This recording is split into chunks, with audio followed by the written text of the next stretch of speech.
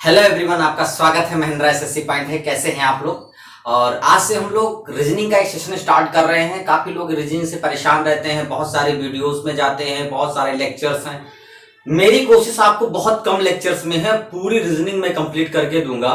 Maximum 10 classes आपको दूंगा, फिर प्रैक्टिस सेट दूंगा और आपको ये लगेगा कि वाकई 10 क्लास में पूरी रीजनिंग कंप्लीट हो जाती है। एसएससी सेक्टर में जो नॉर्मल सेक्टर बैंकिंग सेक्टर थोड़ा सा अलग है, उसमें थोड़े से क्वेश्चंस अलग आते हैं, उसकी भी क्लासेस बनेंगी। लेकिन मैं एक एसएससी सेक्टर बताता हूं जहां से एसएससी, लेखपाल या छोटे छोटे एग्जामिनेशन, पुलिस में भी, इन सब जगहों पे जो पेपर्स में आते हैं, मैं आपको बता रहा हूं 10 से 12 क्लासों में पूरी की पूरी रीजनिंग खत्म कर दूंगा। और उसके बाद में मैं प्रैक्टिस सेट लगातार सॉल्व कराता रहूंगा, एक एक पेपर सेट, ताकि आपको कहीं पे कोई भी रीजनिंग में किसी भी तरह की प्रॉब्लम ना रह जाए। जैसा कि आपको पता है कि मैं ऐसे ऐसे क्वेश्चंस नहीं उठाता, हमेशा ऐसे ही क्वेश्चंस लेता हूं जो वाकई एग्जामिनेशंस में आए हैं या जिनके एग्जामिनेशंस में आने की संभावना है। ठीक है, तो मैं वही कोशिश करता हूं क्योंकि मेरा अपना अनुभव है, मेरे अपने संस्थान से काफी लोगों ने सिलेक्शंस लिए हैं, तो मैं यही सोचता हूं कि इतना बेस्ट दूं ताकि बच्चे को ज्यादा भ्रम ना होना पड़े। चलिए हम आज स्टार्ट करेंगे रीजनिंग, और रीजनिंग के बारे में पहले कुछ बातें समझेंगे और सेशन भी आज स्टार्ट करेंगे। तो पहली बात तो ये है रीजनिंग में कि हम परेशान रहते हैं कि वर्बल और नॉन वर्बल। बहुत सारे बच्चे परेशान होते हैं कि सर ये वर्बल और नॉन वर्बल रीजनिंग क्या है। मैं आपको बहुत छोटी सी भाषा में बताऊं किताबों में क्या लिखा होता है, किसमें कुछ नहीं लिखा होता है, मुझे इससे फर्क नहीं पड़ता। रीजनिंग रीजनिंग होता है, चाहे वर्बल हो या नॉन वर्बल हो। फिर भी मैं आपकी जानकारी के लिए इतना बता दूं कि वर्बल उसे कहते हैं जिसमें न्यूमेरिकल्स होते हैं। आप बस इतना जान लीजिए कि जो चित्रों वाले होते हैं, जिसमें मिरर के क्वेश्चन हो या फिगर छाटना हो या फिगर ऐड करना हो, लाइक जैसे कई 3-4 तरह फिगर दिए, उसमें से एक ऑड फिगर छाटना है। ठीक है, तो ऐसे जो फिगर वाले क्वेश्चन होते हैं वो नॉन वर्बल में आते हैं। बाकी जितने भी क्वेश्चन है, चाहे वो ब्लड रिलेशन हो, चाहे वो सिंप्लीफिकेशन हो, चाहे वो किसी भी प्रकार का कोई क्वेश्चन हो, वो सारे के सारे किसमें आएंगे, वर्बल में आएंगे। बस इतना जानना है कि जो फिगर वाले क्वेश्चन होते हैं वो नॉन वर्बल होते हैं। बाकी जितने भी क्वेश्चंस हैं, देखिए डाई में भी फिगर होता है, लेकिन डाई कैलकुलेशन है, इसलिए वो नॉन वर्बल में ना होकर के किसमें होता है, वर्बल में होता है। तो बस जिसमें फिगर का केवल खेल हो वो नॉन वर्बल में जाते हैं, बाकी जितने भी होते हैं वो क्या होते हैं, वर्बल होते हैं। तो ये हो गई वर्बल और नॉन वर्बल के बारे में। ठीक है, अब मेरे लिए इंपॉर्टेंट ये है कि इन सब चीजों से इंपॉर्टेंट नहीं है, हमें क्लास कुल कंप्लीट करने हैं 10 क्लास। रीजनिंग को किस तरह से शुरू किया जाए, ऐसे नहीं कि कोई कूद के उठा लिया। देखिए बहुत सारे सेशन है, आप लोगों ने रीजनिंग किताबें पलट रहे होंगे तो आपको लगातार पता चल रहा होगा। हमारा जो आज का सेशन स्टार्ट कर रहे हैं, हम सब चैप्टर से शुरू करेंगे। अल्फाबेट, अल्फाबेट, आपने अल्फाबेट के बारे में सुना होगा। अल्फाबेट की सीरीज होती है, जैसे मैं आपको क्वेश्चंस दिखा दूं, जैसे आपने क्वेश्चंस देखे होंगे, ऐसे आते होंगे कि ए बी का संबंध जेड वाई से है, तो सी डी का संबंध किससे होगा, ऐसे क्वेश्चन आपने देखे होंगे। एक क्वेश्चन आता है कि ए बी सी, फिर डी ई एफ, फिर जी आई, फिर नेक्स्ट क्या हो। तो ऐसे क्वेश्चंस आते हैं। ठीक है, तो ऐसे फिगर्स वाले क्वेश्चंस आते हैं।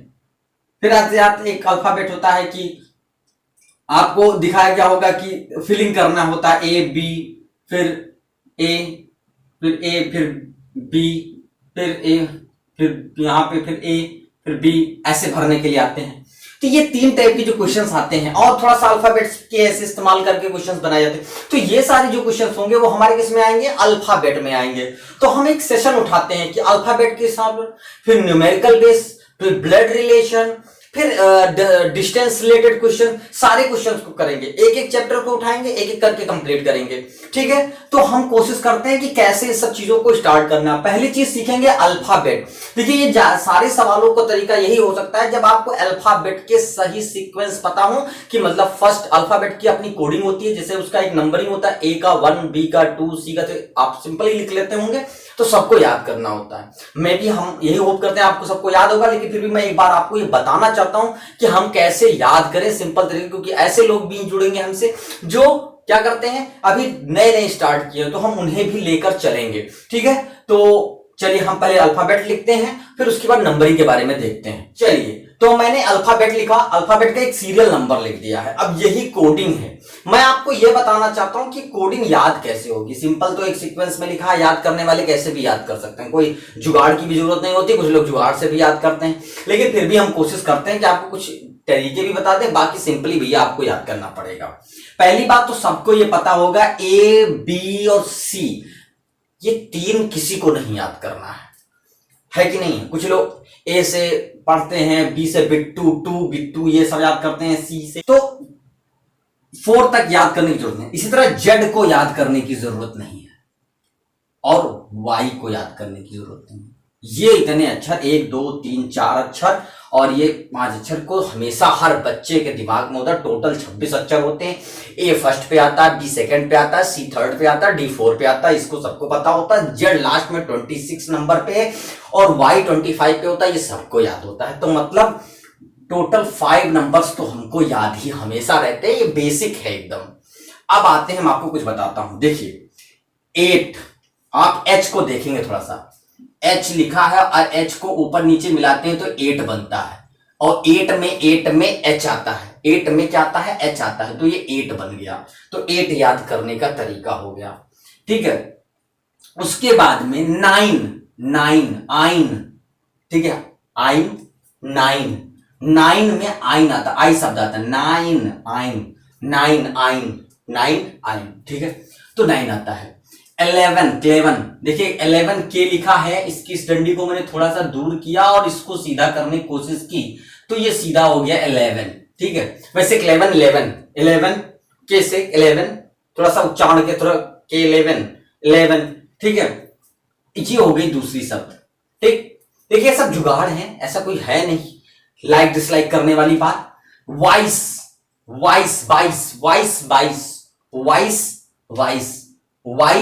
22, समझ रहे हैं? आजकल T20 सब देखते हैं, आजकल T20 सभी लोग देखते हैं, 2020 सभी लोग देखते हैं, है कि नहीं है? तो 2020 सभी लोग देखते हैं, ये आपको याद होगा, ठीक। अब आते हैं कुछ और शब्द। एक शब्द है इजोटी, EJOTY, इजोटी। देखिए EJOTY, देखिए इसकी अपनी कोडिंग होती है। इजोटी याद रखना है,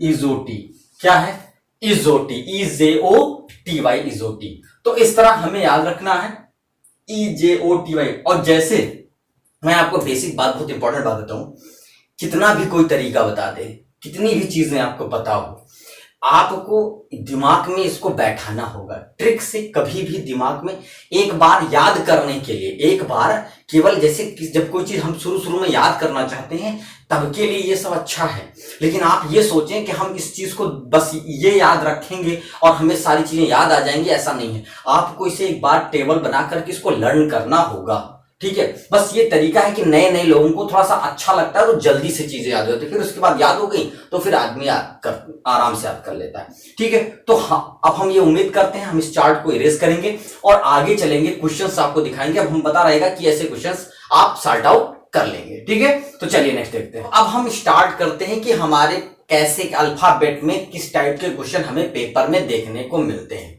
तो मैं प्रारूप बताता हूं कि आपने ऐसे देखे होंगे A/B, डबल रेशियो, समानुपाती से कहते हैं C/D, ऐसे क्वेश्चंस आपने देखे होंगे। कुछ लोग इसको अभी नहीं समझते, इसको मैथ वाले सेशन वाले बच्चे इसको समझते हैं रेशियो का है, नंबर सिस्टम में इसको क्रॉस करने हैं। जब रीजनिंग में ऐसे क्वेश्चन आए तो आपके दिमाग में आना चाहिए कि ये कहना क्या चाहता है। पहले के पेपर्स जो होते थे तो उसमें पूरी लंबी चौड़ी भाषा लिखी जाती थी। आज भी कुछ क्वेश्चंस ऐसे होते हैं, आप देखेंगे तो उसमें लिखा जाता है कि किसी कोड के थ्रू, किसी कोड के माध्यम से इस चीज को ये कहा गया या इस वर्ड को ये कोडिंग की गई है, जिसे कोडिंग डिकोडिंग में रखा जाता है। तो कहीं ना कहीं इसी तरह की बात है, वो भाषा में ना लिखता है, एक अपना एक कोड होता है, वो अपनी भाषा में लिखते हैं, ठीक है। तो यहां पर यही चीज देखना है, इसके कहने का मतलब क्या होता है कि बी का ए के साथ कोई ना कोई संबंध है। किस तरीके को लगाया गया, कैसा कौन सा तरीका लगा, जिस तरीके से ए का बी के साथ संबंध है उसी तरीके से सी का किसके साथ संबंध होगा, डी का। तो हमें कहीं ना कहीं डी गायब दिए रहेगा, या सी गायब दिए रहेगा।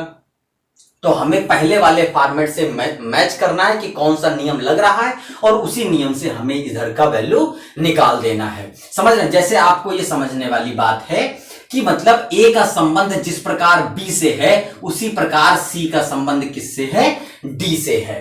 ठीक है, तो आपको बात ये समझ में आ गई होगी। चलिए, अब एक चीज थोड़ा सा एक्सेप्शन हो जाता है, कभी कभार क्वेश्चंस ऐसे होते हैं थोड़ा सा टिपिकल करने की कोशिश करते हैं कि ए का संबंध सी से दे देते हैं तो बी का संबंध डी से क्या होगा ऐसे पता हो जाता है कभी कभार।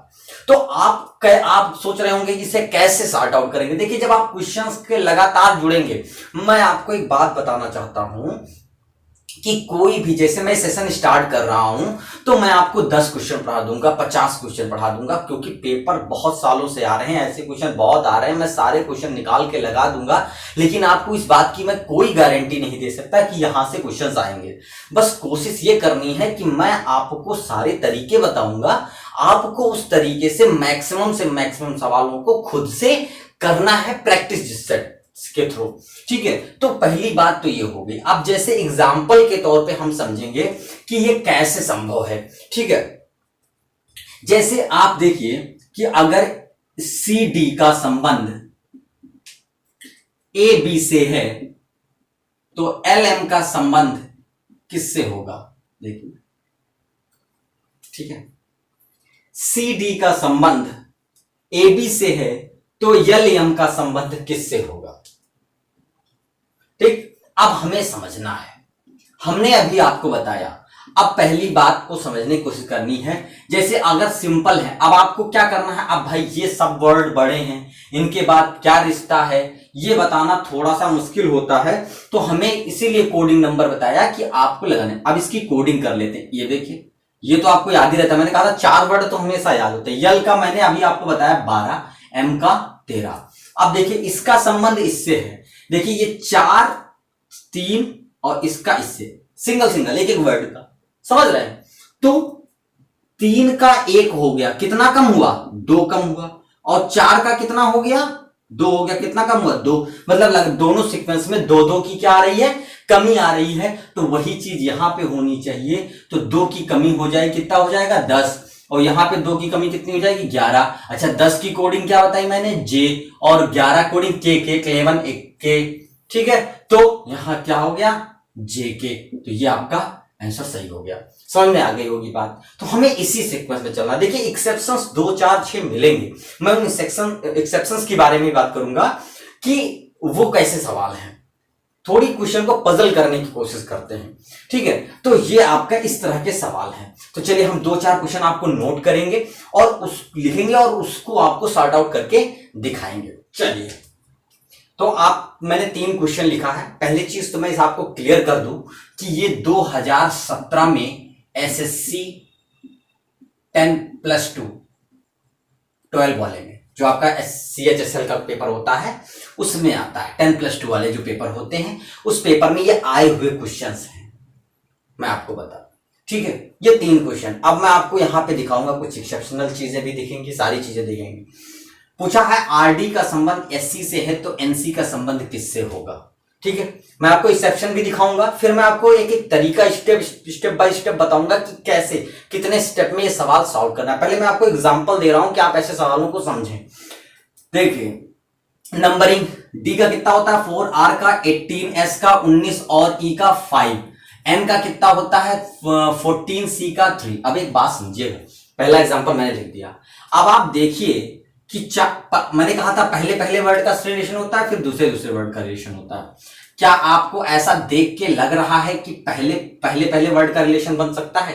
नहीं लग नहीं रहा, लेकिन आपको ऐसा भी लग रहा है, भाई ये लगे या ना लगे, लेकिन आपको ये लग रहा है कि इन दोनों का संबंध बन सकता है। 4 के बाद क्या आता है 5, और 18 के बाद क्या आता है 19। तो ऐसे संबंध बन रहे हैं।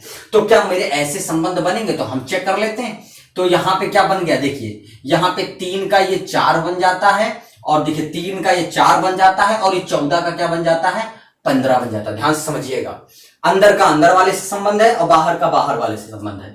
तो ये बाहर का बाहर कर दिया मैंने 15 और ये अंदर का अंदर कर दिया। 4 किसको कहते हैं मित्र? डी। और 15 किसे कहते हैं? ओ। तो क्या आ गया? D O. समझे?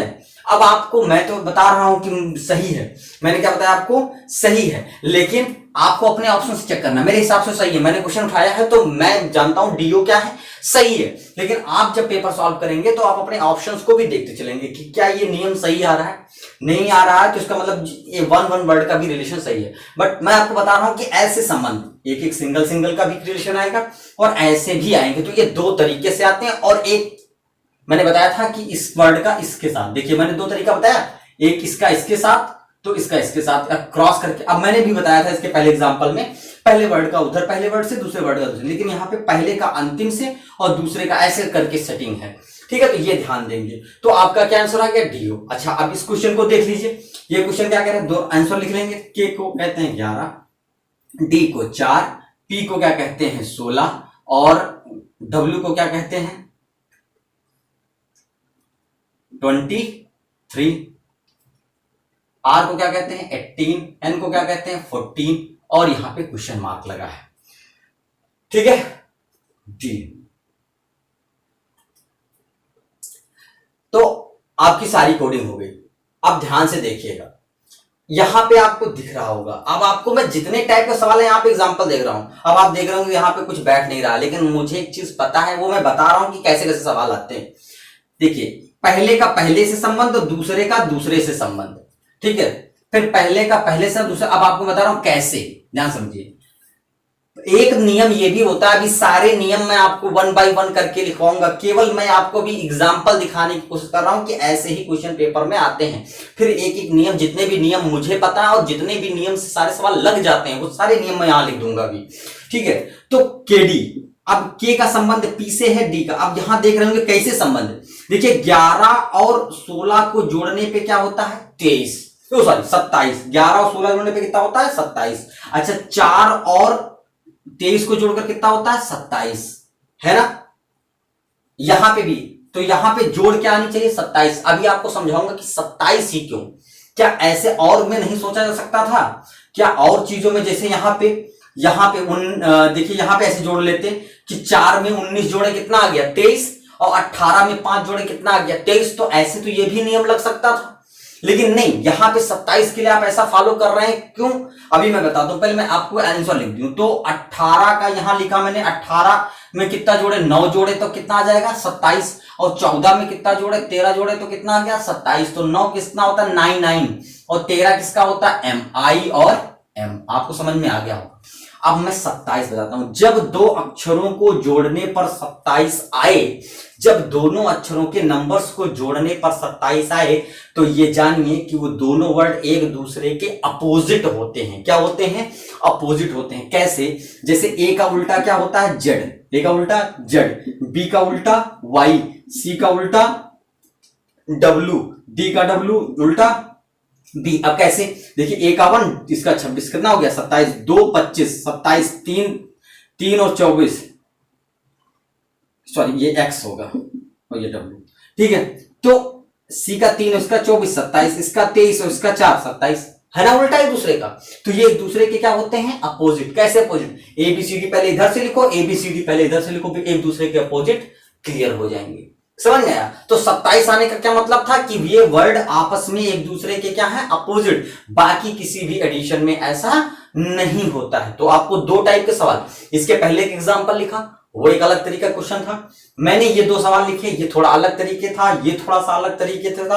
आप नोट करते चलिएगा सारे तरीके से। अब ये क्वेश्चन देख लीजिए, सारे तरीके क्वेश्चन, फिर सारे के एक एक करके सारे के क्या लिखवाऊंगा?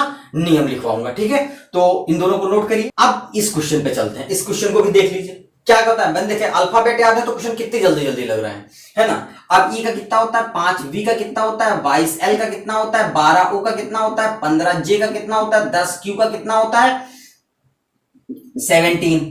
ठीक है, अब देखिए, अब हमें यहां पे पता करना है। देखिए इन दोनों के बीच कितने का संबंध है? 5 में 7 जोड़ देंगे तो कितना हो गया? 7 5 12। और 22 में से 7 घटा देंगे तो कितना आ जाएगा मित्र? 15। ठीक है, लेकिन क्या देखिए पहले पहले वर्ड को जोड़ने पर क्या 27 हो रहा है? नहीं हो रहा है ना। ठीक है, तो पहला चीज ये ध्यान रखना है।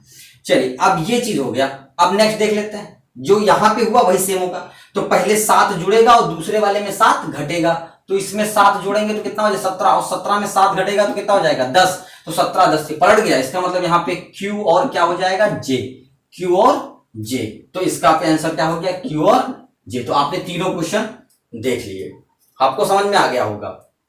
अब इन सारे क्वेश्चंस को लेकर इसी मॉड्यूल पर मैं आपको सारे नियम निकालता हूं। पहले देखिए रूल नंबर 1, देखिए रूल नंबर 1 क्या कह रहा है।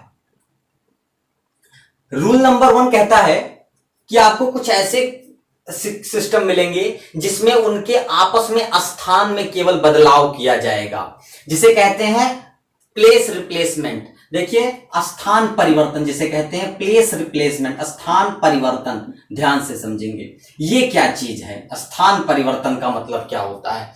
स्थान परिवर्तन का मतलब ये होता है जैसे कहीं पे लिखा है STAR को RATS कहा गया, तो MOUSE को क्या कहा जाएगा, ध्यान समझेंगे। देखिए स्टार STAR, स्टार को रेट्स RATS, मतलब इसको क्या कर दिया गया है, पलट दिया गया, पोजीशन चेंज हो गया, मतलब रेट। तो इसका क्या हो जाएगा, सिंपल सी बात है ESUOM। बात समझ में आ गई होगी आपको, है ना, सिंपल है। ऐसे एक सवाल और भी लिख लेता हूं, जैसे मैंने कहा HORSE हॉर्स को ESROH कहा गया, तो यही MOUSE को क्या कहा जाएगा, सिंपल, समझिए। अब देखिए इसमें क्या कर दिया गया कि R तो बीच में स्टैंड है, लेकिन S और E को आगे लाया गया है, E आगे है S पीछे है, तो यहां पे कौन स्टैंड रहेगा, U। यहां पे स्टैंड कौन रहेगा, U। S और E आगे आएगा तो यहां पे E हो जाएगा, और ये कौन सा हो जाएगा, S। बाकी MO, जैसे HO गया है तो क्या हो गया, HO इधर गया तो OH हो गया, तो यहां MO जाएगा तो क्या होगा, OM हो जाएगा। बदला नहीं बदला, तो इसे कहते हैं प्लेस रिप्लेसमेंट। अब इसके टाइप के सवाल आते हैं, तो सबसे पहला नियम होता है जब हमें ऐसे सवाल मिले तो सबसे पहला काम हम ये देखेंगे क्या वे उनके सारे अक्षर आपस में रिप्लेस नहीं हो रहे। आप कह देंगे ये कैसे पता चलेगा, देखिए जितने अक्षर इनके पास हैं सेम वही अक्षर अगर उनके पास मिल रहे हो तो इसका मतलब प्लेस रिप्लेसमेंट है। देखिए HORSE हॉर्स, ठीक है, तो यहां पर क्या हो रहा है, सारे पोजीशंस आपस में क्या हो रहे हैं, चेंज हो रहे हैं। ठीक है, तो हमें ये चीज देखना है कि प्लेसमेंट कैसा हो रहा है। ठीक, अगर आपस में स्थान 20 को स्टैंड करके अक्षरों को आगे पीछे कर दिया जाएगा, किसी 2 को बदला जाएगा, बाकी को नहीं बदला जाएगा, तो सेम जब सारे वही सेम अल्फाबेट्स दूसरे वाले में दिखे तो इसका मतलब उसमें क्या किया गया है, प्लेस रिप्लेसमेंट किया गया है, मतलब स्थान को केवल रिप्लेस किया गया है एक दूसरे से, बाकी क्वेश्चन में कोई परिवर्तन नहीं है। तो पहला नियम हो गया। रूल नंबर 2 आते हैं, रूल नंबर 2। अच्छा, रूल नंबर 2 क्या कहता है, ध्यान से समझिएगा। रूल नंबर 2 ये बोलता है कि उनके अंकों का योग 27 होना चाहिए, मतलब अक्षरों का मान का योग या सम आप समझिएगा 27 होना चाहिए। क्या होना चाहिए, 27। दूसरी बात समझिएगा, दूसरी बात कह रहा है, जैसा कि आपको यहां पर इस नियम में मिला है, ये वाला नियम आप देख रहे होंगे, इस नियम में आपको मिला कि अल्फाबेट का नियम क्या होना चाहिए, अल्फाबेट के नियम में दोनों अक्षरों का योग क्या होना चाहिए, 27 होना चाहिए। 27 होने का मतलब क्या होता है कि अक्षर आपस में एक दूसरे के क्या हैं, विपरीत हैं। पहली बात समझ में आ गई होगी आपको, ठीक है। तो ये चीज आपको समझनी है कि अक्षर एक दूसरे के क्या हैं, विपरीत हैं। अच्छा, क्वेश्चन इस तरह लिखा था, क्वेश्चन इस तरह भी लिखे हो सकते हैं कि इधर का इधर के साथ और इधर का इधर के साथ भी ऐड क्या होना चाहिए, 27 हो सकता है। तो पहला काम हम प्लेस रिप्लेसमेंट देखेंगे, ठीक है। उसके बाद उस पर अल्फाबेट, अगर प्लेस रिप्लेसमेंट था, मान समझिए प्लेस रिप्लेसमेंट था, तब तो हमें नंबरिंग करने की जरूरत नहीं थी। लेकिन जब प्लेस रिप्लेसमेंट नहीं था तो हमने पहले क्या काम कर लिया, सब पे नंबरिंग कर ली, और नंबरिंग करने के बाद सबसे पहला काम क्या कर लिया, हमने देखा कि किसी भी माध्यम से, चाहे इस वाले माध्यम में हो चाहे इस वाले माध्यम में हो, क्या वो दोनों में अंकों का योग 27 तो नहीं हो रहा है। अगर 27 हो रहा है तो वही नियम लगेगा, दूसरा कोई नियम नहीं लगेगा। समझ रहे हैं आप, ध्यान समझिए। और दूसरी चीज, कुछ लोग क्या होते हैं, जैसे यहां पे 2 डाटा दिया है, अभी मैं आपको बहुत सारे क्वेश्चंस सॉल्व कराऊंगा और उसमें आपको दिखाऊंगा कि ये 2 नहीं 4 4 5 5 के आते हैं। ठीक है, 4 4 5 5 लिखे होते हैं, अल्फाबेट्स लिखे होते हैं। तो ध्यान रखना है कि कभी ऐसा होता है कुछ लोग पहले का चेक कर लिए, पहले वाले में तो ऐड 27 आ गया, दूसरा वाला चेक ही नहीं किया। भाई आपको कम से कम सारे चेक करने पड़ेंगे, क्या सबका 27 होगा तभी आप उसमें, नहीं तो पता चलता है लोग क्या करते हैं कि पहले वाला चेक कर लिया कि अरे हाँ 27 आ रहा, पहले 27 आ रहा तो बस इसमें फटाफट फटाफट 27 लगा के लगा दिए, पर जब केवल पहले वाला ऐड 27 और बाकी वाला सिंपल नियम में चल रहा था। तो ध्यान रखना कि सब में ऐड क्या होना चाहिए 27, और वो इस नियम से और इस दोनों नियम से क्वेश्चन पूछे जा सकते हैं। ऐसे ऐसे करके भी 27 हो सकता है। ठीक है, ध्यान समझिए। और इस तरह अल्टरनेट करके, जिस तरह एक का पहले वाले के साथ, दूसरे का दूसरे के साथ, तीसरे का तीसरे के साथ, ऐसे में भी 27 आएगा, या पहले का आखिरी के साथ, सेकंड का सेकंड लास्ट के साथ, ऐसे थर्ड का लास्ट थर्ड के साथ, तो ऐसे भी रिलेशंस आ सकते हैं। समझ में आई होगी बात आपको। तो पहला नियम क्या था, प्लेस रिप्लेसमेंट, मतलब अक्षर आपस में स्थानों को क्या कर रहे होंगे, बदल रहे होंगे। दूसरा क्या आया कि हम नंबरिंग करते हैं, और नंबरिंग करने के बाद चेक करते हैं क्या अक्षरों के जो मान है, जो हम नंबर कोडिंग लिखते हैं, क्या इनका योग 27 है। अगर 27 है तो इसका मतलब वो नियम किसका पालन कर रहा है, एक दूसरे के अपोजिट होने का नियम। अब तीसरा रूल क्या कहता है, रूल देखिए, रूल नंबर 3। बस यही 3 नियम जिसने पालन किया उसको प्रॉब्लम कभी नहीं होगी। बस ये चीज है, प्रैक्टिस से आएगा, इसमें सिर्फ प्रैक्टिस से आएगा। तीसरा नियम सिर्फ इतना कहता है कि जब ये दोनों नियम नहीं लग रहे हैं तो सिंपल सी बात, तीसरा नियम कहता है उसमें एक सीक्वेंस के साथ कुछ ना कुछ जुड़ रहा है, कुछ ना कुछ घट रहा है। जैसा कि मैंने यहां पे आपको यहां पे भी दिखाया कि यहां पे एक इसमें जुड़ रहा है और एक इसमें जुड़ रहा है, यहां पे भी दिखाया मैंने, एक इसमें जुड़ रहा है एक इसमें जुड़ रहा है, जबकि यहां मैंने दिखाया, जबकि अल्टरनेट था। मैंने बताया इन दोनों तरीके से सवाल पूछे जा सकते हैं, तो इस सेशन में भी और इस सेशन में भी। तो कुछ भी दोनों में, अब यहां पे दोनों क्वेश्चन में ऐसा हो गया कि मतलब लक बाय चांस कि दोनों में सेम गिनतियां आ रही हैं, लेकिन ऐसा नहीं हो, इसमें 2 जुड़ रहा होता, उसमें 4 जुड़ रहा होता, उसमें 6 जुड़ रहा दिया, अल्टरनेट 1 2 3 4 जुड़ रहे होते, कुछ भी जुड़ रहे, तो जिस सीक्वेंस में इधर जुड़ रहे होंगे वही सीक्वेंस में हम क्या करेंगे, उधर जुड़ेंगे। तो पहला नियम, दूसरा नियम, तीसरे नियम में क्या कहता है कि जब ये दोनों नियम ना लगे तो इसका मतलब आप जान लीजिए कि सब में एक बराबर रूप से डिफरेंस है, चाहे एक अपना एक डिफरेंस है, और जो डिफरेंस इधर पालन करेगा वही डिफरेंस इधर भी फॉलो करेगा। तो जैसा कि मैंने आपको तीनों एग्जांपल दिए, और तीनों एग्जांपल पे ये सवाल क्या है, हमारे सेट हैं। ठीक है, तो ये हमारा जो है 3 नियम है।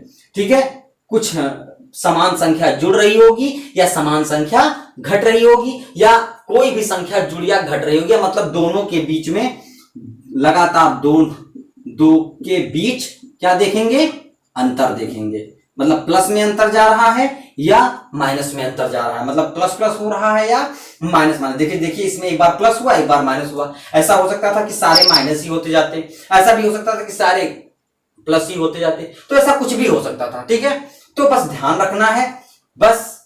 तो आपको ये मैंने तीनों नियम बता दिए हैं। हमारा नेक्स्ट क्लास जब होगा तो उसमें हम इसके एग्जाम्पल सेट करेंगे, सारे एग्जाम्पल्स को लिख करके आपको एक एक करके सारी चीजों को फिर से समझाएंगे। केवल इसमें हमें रूल समझाना था और इस चीज से आपको वास्तविक रूप से आगाह कराना था कि इसकी क्या जरूरतें हैं। ठीक है, तो बस आज के लिए इतना ही। जय हिंद, जय भारत।